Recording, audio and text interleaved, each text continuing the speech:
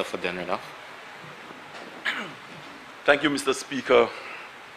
Mr. Speaker, mine will be a very brief contribution to the debate on the motion before us. I want to start off, Mr. Speaker, by expressing condolences on behalf of the people of Denrenough to all the families in the diaspora that have lost loved ones to COVID-19. And I know the point has been made in the Parliament before and elsewhere that it is not normal under normal circumstances that they have to mourn the death of loved ones these days. Mr. Speaker, I also want to salute a few constituents of mine who tested positive for COVID. It is no longer a secret some of the geographic pockets in the country that have been impacted. And I'm happy to report that everybody who was tested, Mr. Speaker, everybody has recovered and is in good spirit. I had the unenviable position of having to reach out to constituents sometimes beyond the call of duty, Mr. Speaker, in the wee hours, just to find out how they were doing. And whereas the symptoms did not overwhelm them from a medical/clinical standpoint, it is the psychological impact of it and how they were being treated by wider society that disturbed some of them. But I'm happy to report that most persons have recovered, they're in good spirit, and they are ready to go about their daily routine in community and in family. Mr. Speaker, like the presenters before me, I must register my personal gratitude and that of the people of Denrenough to the doctors, nurses, and healthcare workers who have put themselves on the line for our country. And I know it is something that we can just gloss over in the Parliament and elsewhere and say that the frontline workers are doing a fantastic job. But if we were to pause and reflect, Mr. Speaker, meaningfully on the contribution and the sacrifices that they're making, not even a telephone would be sufficient, Mr. Speaker, by way of expressing our gratitude to what they're doing. I see the fire and emergency personnel at work every day, Mr. Speaker, working very diligently to help manage the situation that confronts our country today. The police, Mr. Speaker, must also be commended.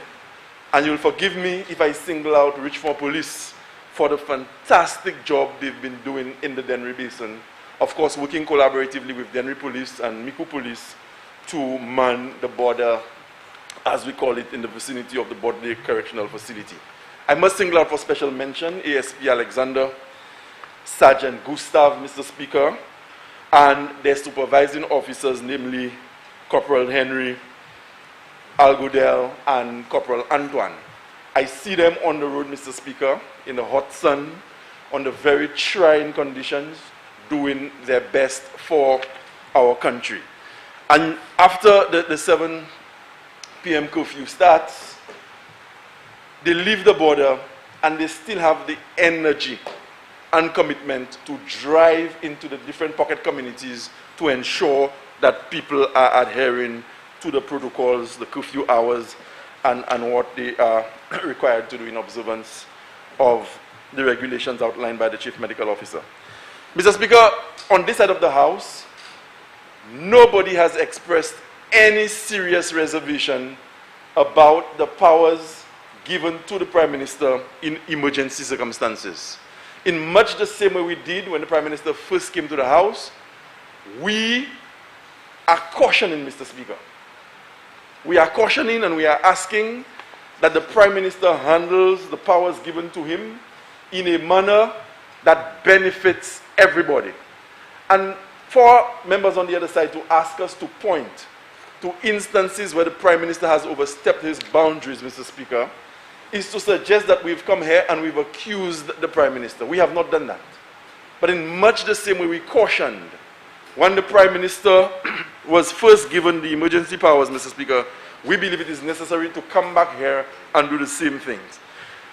You heard so much talk about the NEMO supplies and how they were distributed. You heard the member for Ancillary, Mr. Speaker, accusing us on this side of coming into the House to play cheap politics. And Mr. Speaker, Is it a case where we are supposed to come into this house and do not speak on behalf of the people who sent us? Is it a case where we're supposed to come here, Mr. Speaker, and acquiesce to everything that the government says? Mr. Speaker, nobody on this side of the house, absolutely none of us, want a situation where the spread of COVID-19 will spiral out of control, putting every single person in this country at risk. The sooner we can get a hold on this, Mr. Speaker, the better it will be for us personally, individually, for our families, our constituencies, and by extension, the people of St. Lucia. So we do not want a situation where the government will struggle. We don't want a situation, Mr. Speaker, where the healthcare professionals wouldn't have enough resources to bring this thing under control. All of us want a situation where, whether it is in the next 2 months, 3 months, or whenever, that St. Lucia will be free of COVID-19 and we all can return to a normal life where we contribute meaningfully to the development of our country in whatever capacity we serve. So, Mr. Speaker, c'est pour le gouvernement, et bien, même l'autre side la Vénitia, et fait quoi accorder nous compte démarche gouvernement qu'a point, parce que nous pas voulons voir situation taper ou abattre et puis COVID-19.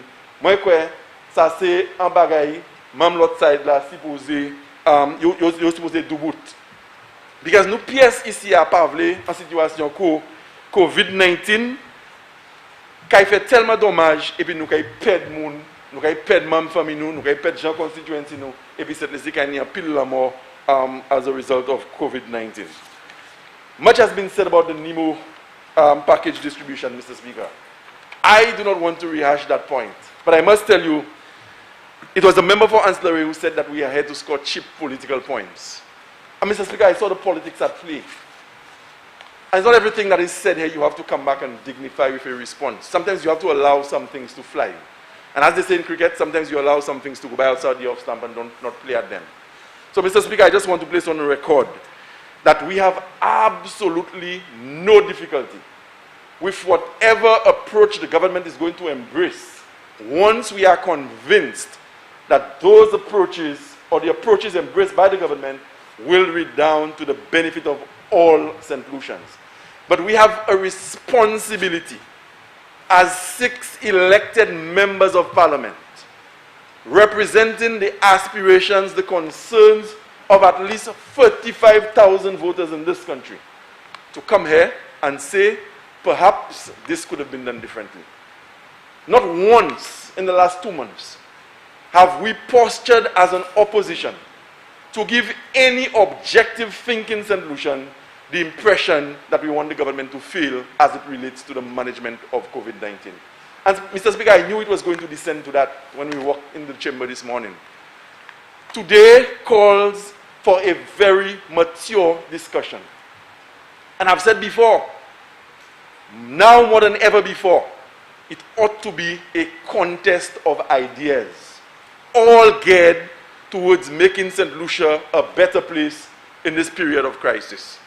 So to insinuate or give the impression that it is politics we come to play, to give the impression that we are waiting to see the government fail so we can rejoice and score points, Mr. Speaker, this is low and totally unacceptable.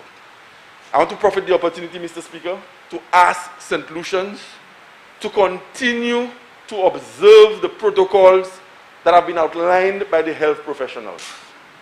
We are a small society with very limited resources. And a member said it earlier on, our best bet at fighting this COVID-19 is to observe social distancing and to preserve ourselves from contamination. Mr. Speaker, with these few words, I want to wish the government well in managing this thing. But Mr. Speaker, the one thing that we should never lose sight of is the fact that the opposition has a legitimate right to come into this house to agitate on behalf of the people who sent us to represent their interest. Thank you, Mr. Speaker.